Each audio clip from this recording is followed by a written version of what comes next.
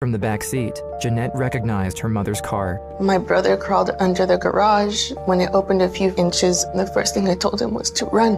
But her attacker was already at it. He got out of the car and started walking toward him. At only 15, Paul knew he wouldn't stand a chance, but he chose to fight him anyway. He grabbed a screwdriver from the counter and ran at him. The man then immediately disarmed him and started punching him in the face, over and over. Restrained by the handcuffs and the rope around her leg, Jeanette couldn't do anything except watch in horror as the man dragged her brother inside the house. As soon as they entered, they came face to face with Rosalia, Jeanette's mother. She attempted to fight the man and successfully separated him from her son. Then, Paul rushed toward the kitchen cabinet and pulled out a frying pan from it. He tried to help his mom, but once again, the man disarmed him before he could do anything and turned the improvised weapon against Rosalia, striking her repeatedly until she fell to the ground.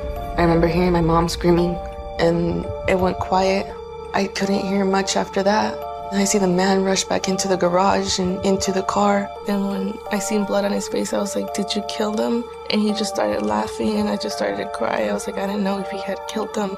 I didn't know, if they were there anymore, if he had killed them. And I was just thinking with the blood on his face that they were gone. My family was gone.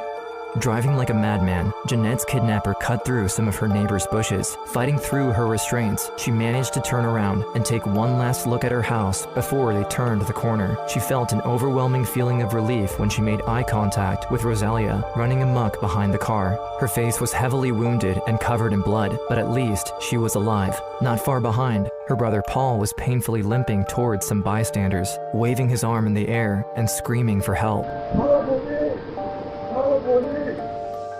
As soon as the car passed the corner, Jeanette started to scream at the other drivers passing by, slamming her shoulder against the window in an attempt to catch their attention. But her undertaking didn't go unnoticed, as her attacker immediately grabbed the screwdriver from earlier and violently attacked her. After being hit twice, she moved out of his reach. I just remember sliding down, laying there and looking up at the ceiling of the car and just thinking to myself, I'm not gonna make it. I'm gonna die.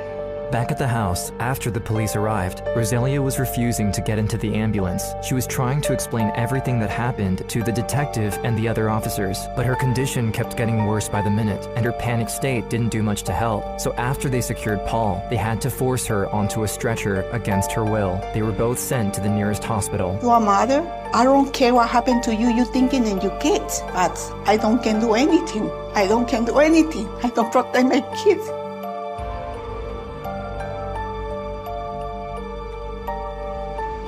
With their only witnesses gone, the police had barely any information to work with. From the get-go, they knew that Jeanette had been